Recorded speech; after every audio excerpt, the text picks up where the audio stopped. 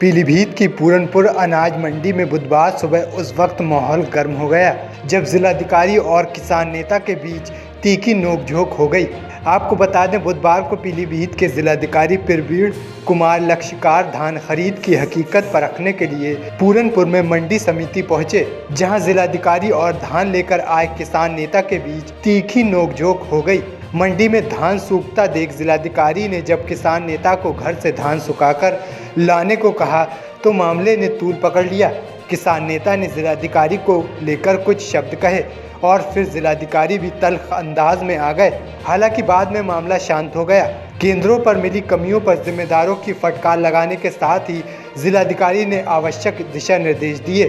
दरअसल मंडी समिति पहुंचे जिलाधिकारी ने खाद्य रसद विभाग के एमओ RK सोनकर से धान बेचने आए किसानों की संख्या पूछी। इस पर एमओ ने मुझाकला गांव से आए किसान बलजिंदर सिंह समेत 4 किसानों की धान के ढेर एक सप्ताह से अधिक समय से मंडी में लगे होने की जानकारी दी और बताया कि धान में नमी होने की वजह से मंडी परिसर में ही सुखाया जा रहा है। इसके बाद जिलाधिकारी RFC धान क्रय केंद्र पहुंचे, जहां किसान एवं अन्नदाता किसान यूनियन के प्रदेश महामंत्री बलजिंदर सिंह से जिलाधिकारी ने धान सुखाने के बाद मंडी लेकर आने को कहा। वहीं उन्होंने कहा अगर मानक में होगा तभी क्रय केंद्र पर धान खरीदा जाएगा। इतना कहकर जिलाधिकारी धान क्रय केंद्र के अभिलेखों का निरीक्षण करने लगे। इसी बीच किसान नेता बलजिंदर सिंह ने जोर से चिल्लाना शुरू कर दिया कि आप कैसे जिलाधिकारी हैं, किसानों की समस्या नहीं सुन रहे हैं। किसान बरसात की मार से परेशान है और धान क्रय केंद्रों पर उसके धान की तौल नहीं हो रही है, जिसे देख जिलाधिकारी का भी पारा चढ़ गया और उन्होंने टिन शेड से नीचे किसान की तरफ छलांग लगा दी, जिसके बाद किसान नेता और जिलाधिकारी के बीच नोकझोंक शुरू हो गई। वहीं शोर शराबा सुनकर अन्य किसान नेता भी आ गए और बलजिंदर सिंह को अलग ले जाने लगे, लेकिन जिलाधिकारी उस किसान नेता पर बरस पड़े। वहीं मौके पर मौजूद अन्य अधिकारियों ने किसी तरह मामला शांत कराया।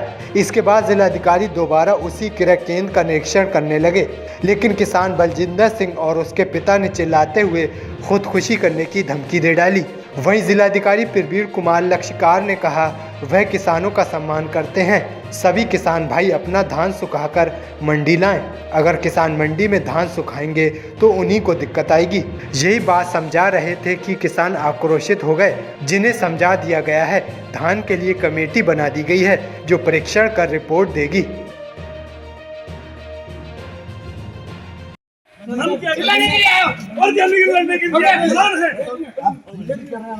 किसान है और आपने कैसे कह दिया कि लड़ने का चलाने की इसमें बात क्या है? आप चलाने की इसमें बात क्या है? नहीं चलाने की इसमें बात क्या है?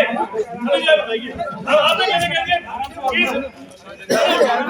इसमें जो किसान हैं उनका सभी का, हमारे जितने भी किसान भाई हैं उनका सभी का सम्मान है।